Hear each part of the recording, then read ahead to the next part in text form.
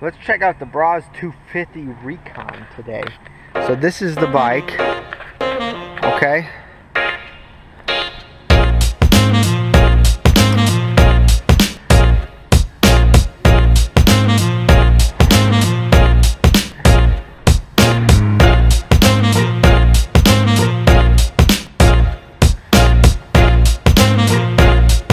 So this bike may be one of the best motorcycles in the USA right now.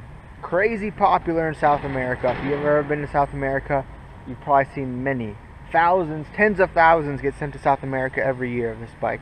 Now, I believe that the standard model is what's being sent to South America, not quite the USA version. The USA version that you see here will get a rear disc brake, and it comes with the inverted forks. Not to mention, this tan, so far that I know of, has only been made in the USA. Although obviously if this becomes crazy popular, that may change as well. But I say this is one of the best bikes you can get in the USA, and it's not the fastest, it's not the loudest, it's not the quietest, it's not the most of anything. It's a dual sport. It's supposed to be a good blend of everything, and that's why I say it's the best. But let's go over some of the interesting things on this bike. Kicking it over, the kickstart does work on it. Is it the easiest thing to kick over? No. You kind of have to get a feel for your bike, and then you'll find that spot where it goes just right. Exhaust is real quiet. The tank now looks like a proper motorcycle top right here, compared to the previous models. The dash itself, you can still tell it's not Japanese or Italian or anything. It still looks somewhat cheap, but it works. It has everything you need. You've got mile per hour, tach, odometer, gear indicator, tank, fuel tank. I mean, what else do you really need on a small air-cooled 250? And it's carbureted, which is good or bad depending on who you talk to, but that just makes it simple to fix and relatively easy to fix too. The only thing that's weird, that would be a quirk per se, is that this bike has no kill switch on the handlebars. Okay, you got hazards here, which is honestly, I guess kind of a cool feature. I guess it'd be more useful on a bike that's known for breaking down. The Brozz really isn't known for breaking down and leaving you on the side of the road. So the kill switch is kind of interesting. Obviously the key, you can kill it, turn it off just fine, but that's something interesting you don't see every day. And other than that, I mean, it's kind of a standard motorcycle. You don't see anything weird with it. You don't see anything super special. It just works. I will say, if you're under 5'9", it's probably going to be too tall for you. I'm 5'10", and I'm tippy-toeing here a little bit, but I go down the highway. And I know a lot of people don't like taking their 250s down the highway because they don't have power, which is true. I've ridden other Brozz 250s, and I've only been able to do 65 to 70. I think my top speed ever was about 74 on a downhill run for a stock Brozz, not modified or anything. And this one's new, relatively low miles on this bike, and we're gonna see if these tires make any difference. So I'll get my GPS out, check it out. Let's hear it run.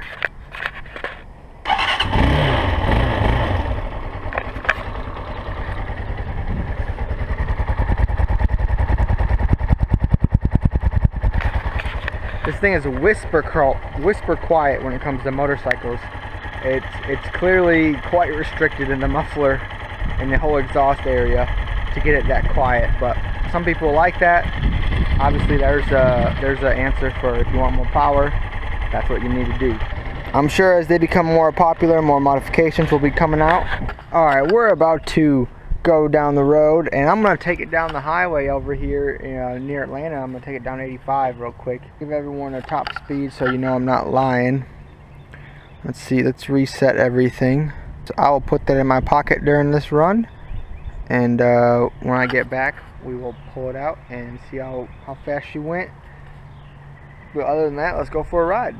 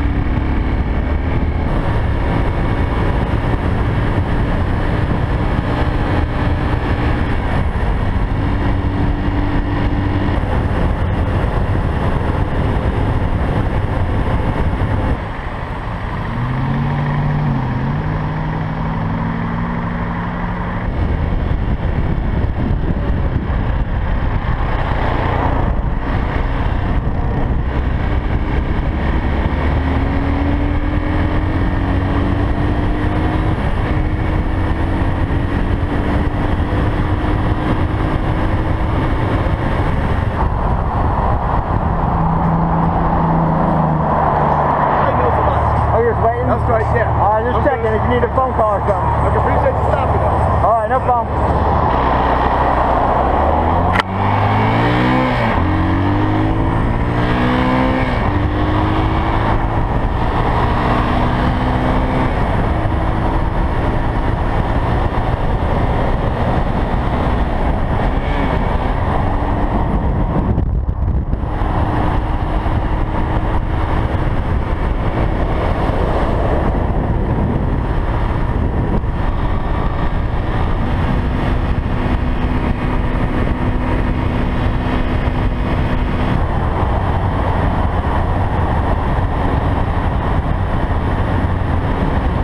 Video is sponsored by Brozz250.com. You want a bike? Hop on there, get one, get one, get one.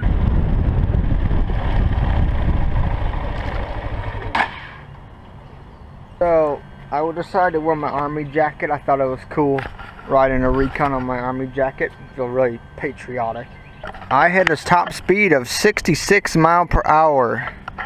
I believe the fastest the speedometer read that I saw at that time was 68, and right here it shows 68 or 66. So over 10 miles, 66 mile per hour max. That's about what expected, you know, 65 to 70 max for this bike. This is stock form. Compared to the other Brozz 250s I've ridden, I don't know if it's just because of new engine and things aren't broken in yet, but I kind of think it might have to do with the tires compared to the 50/50 tires. 4th and 5th gear on the highway was gutless. There's no pulling in 5th on the highway, and I don't know if it was just extra wind today blowing against me to slow me down more, or if it was the actual tires themselves. Surely the tires aren't gonna help your speed, kind of having less grip on the pavement versus having a little bit more with the 50/50 tires. But when I was in the 45 mile per hour roads, 40 mile per hour roads, this bike is perfect. It's like for street riding, this is what it's meant for. It's meant for those 40, 45 mile per hour roads, and that's where this bike shines when it's on the street around 40, 50, 55 miles an hour.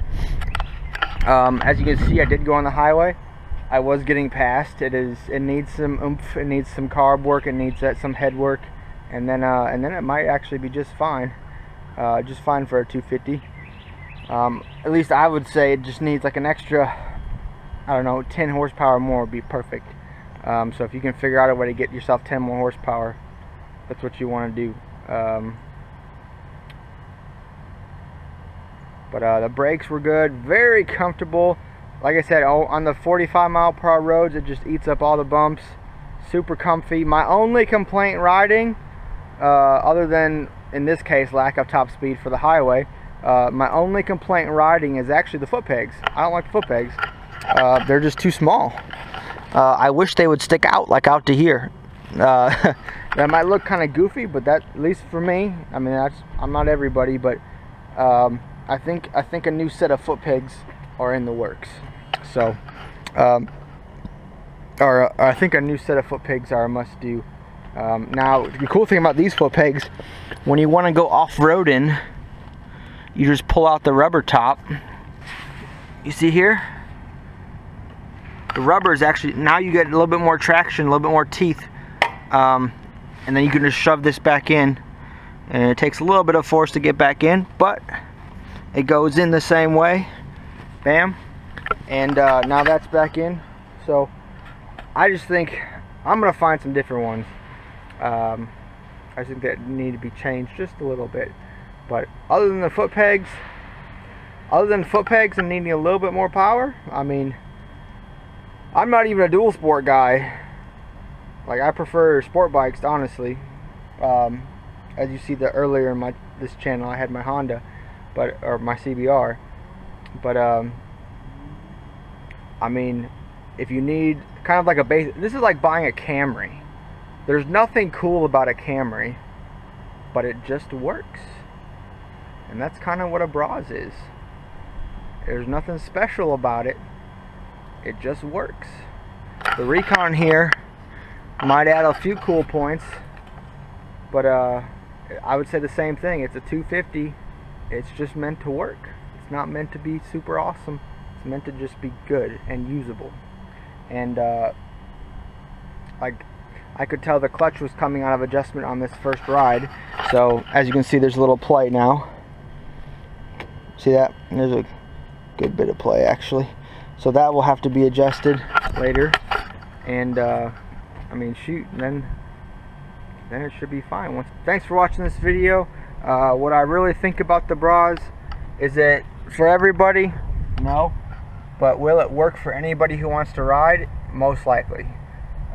It's got storage rack, throw on a backpack, you get some space. As long as you're not needing to highway commute on the regular, shoot, this could work for those who want to go off-road or only stay on-road, just commute to work. We'll do for both. But we'll have a video here coming up for a little bit more off-pavement stuff, so stay tuned for that, and thanks for watching.